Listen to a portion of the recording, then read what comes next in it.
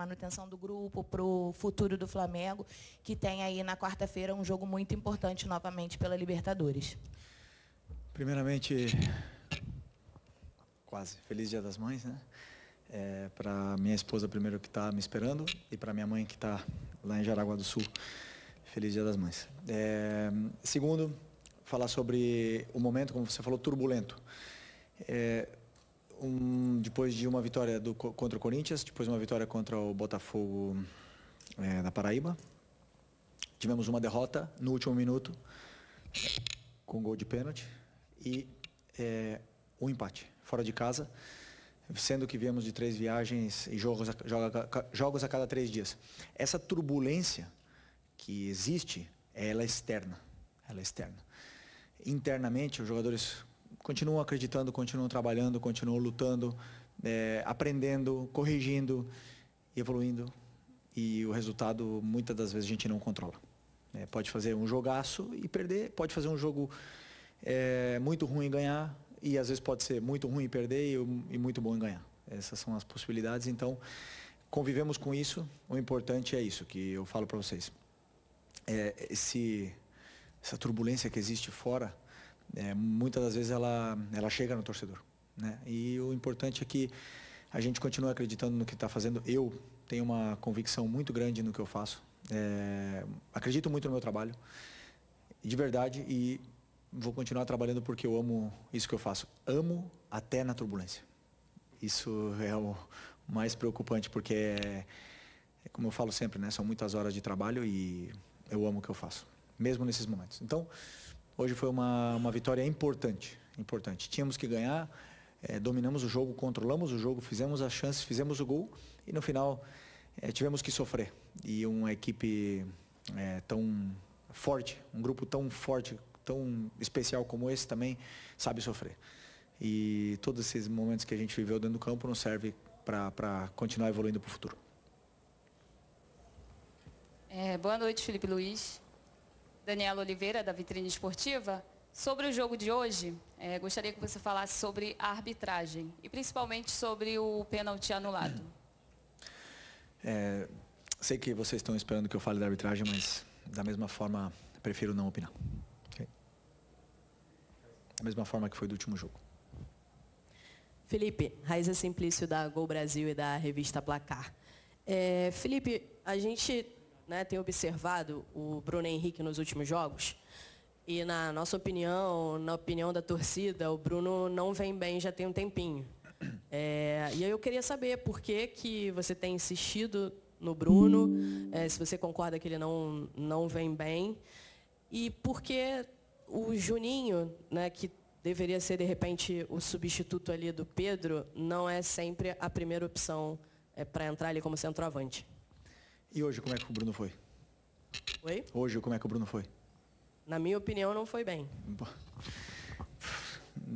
Não vemos o mesmo jogo. O Bruno foi incrível hoje, incrível. Tudo que é um jogador com 34, 35 anos, campeão de tudo, maior campeão da história do clube, chega e se sacrifica pela equipe do jeito que ele fez. Sinto muito. Joga muito. É o companheiro que mais sacrifica, que mais treina, mais trabalha. E, como eu falei para vocês, os jogadores que estão aqui, eles vão passar por maus momentos, eles vão oscilar. Mas se eles estão no Flamengo, eles estão por alguma coisa. E eu acredito neles. Já ficou no banco. Ultimamente tem ficado no banco. Mas é um jogador que já demonstrou na última final o que ele fez. Na final da Supercopa, desculpa, já demonstrou tudo que ele já fez, continua demonstrando. E eu tenho uma gratidão, um carinho gigante por ele. Depois, para jogar, ele tem que render, como ele rendeu hoje. Hoje, para mim, fez um jogo impecável, foi até a exaustão, correu tudo que tinha para correr, fez todos os movimentos, não fez o gol, o resto fez. Então, estou muito contente com recuperar esse jogador que para mim é tão importante. Boa noite, Felipe. Fábio Barcelos, canal Família da Nação. Você comentou que esse momento turbulento é mais da parte externa, né? No entanto, os números mostram, na Libertadores da América, por exemplo, que o Flamengo faz uma campanha muito ruim. O torcedor, a gente não para de receber mensagens com torcedores desesperados. O Flamengo faltando 2 rodadas para encerrar a fase de grupos, o Flamengo está a 3 pontos do segundo colocado. E numa situação, vamos dizer assim, dramática, precisando ganhar pelo menos por 2 gols de diferença da LDU em casa. Aliás, Felipe, nos últimos 3 anos, num total de 22 jogos, o Flamengo jogou muito mal contra adversários de fora do Rio, de fora do Brasil, né? Adversários estrangeiros. Que palavra você pode dar para esse torcedor que o Flamengo vai conseguir reverter esse resultado na Libertadores da América? Não temos que dar nenhuma palavra, temos que demonstrar no campo. Tudo que você falou, você tem razão. Estamos fazendo uma Libertadores ruim, estamos numa situação onde nós mesmos nos colocamos, né? E a lição não existe adversário na Libertadores fraco. Não existe, porque se está na Libertadores é por algo, é porque ou foi campeão ou ficou na parte de cima da tabela do seu país. E nós nos colocamos nessa situação e também está nas nossas mãos poder sair dessa situação.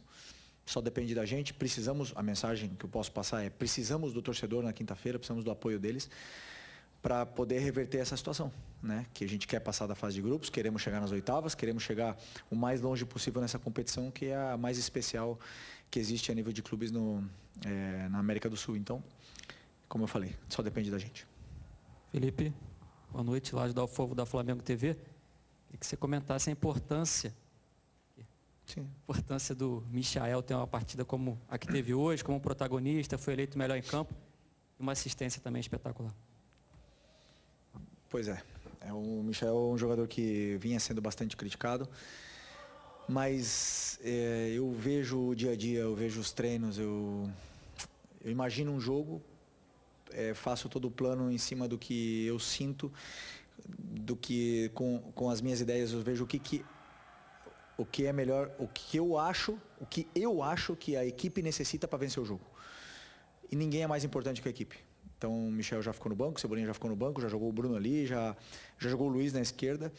E as decisões que eu tomo são muito em função disso, do que eu vejo no dia a dia. O Michel é um jogador que se esforça muito e eu fico muito feliz também por ele ter feito uma grande partida hoje.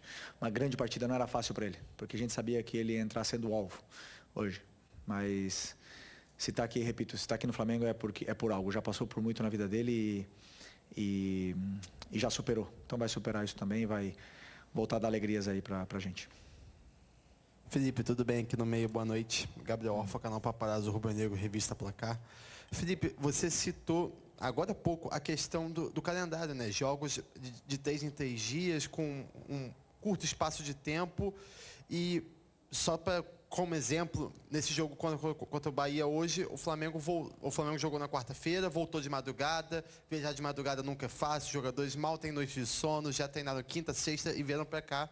Queria te perguntar o quanto esse calendário acaba atrapalhando o time, tanto na questão técnica quanto na questão física. Hoje você perdeu 2 jogadores no primeiro tempo, na questão física. Queria entender um pouco de você como que isso atrapalha, porque você até citou que o Flamengo está fazendo uma Libertadores ruim, mas a gente enxerga uma dificuldade muito grande, não só do Flamengo, mas da maioria dos times brasileiros, tanto na Libertadores quanto na Sul-Americana. O quanto esse calendário pode estar atrapalhando os times brasileiros? Obrigado. Primeiro, boa pergunta. Quando existem jogos a cada 3 dias, nenhum jogador tem uma recuperação completa, né? Porque, por exemplo, hoje nós jogamos às 9, né? Ou 9h30, 9. Jogamos às 9, acaba às 11. Jogadores, no próximo jogo, vai ser acho que 6h30, não é? 9h30 quinta-feira. Bom, 6h30 no Brasileiro. Então, muitas das vezes são menos que 72 horas. Desculpa, eu errei. Às vezes são quarta-feira à noite, 9h30, acaba 11h30 e o próximo jogo é domingo quinta-feira, 9h30, e o próximo jogo é domingo às 4h. Então, é um tempo muito curto, o jogador não acaba de fazer uma recuperação completa, né? Mas todo mundo tá incluído nesse calendário, todo mundo está passando por isso. Da parte tática, você não tem tempo, não tem condições de ir para o campo com os jogadores, eles não têm condições de fazer treinos aquisitivos, não têm condições de fazer um treino longo, por exemplo, do jeito que a gente faz com uma semana cheia ou com jogos a cada 4 ou 5 dias. Isso é uma peculiaridade que existe no calendário sul-americano, principalmente no brasileiro, pelo número de jogos que existe aqui e que todos nós sofremos com isso.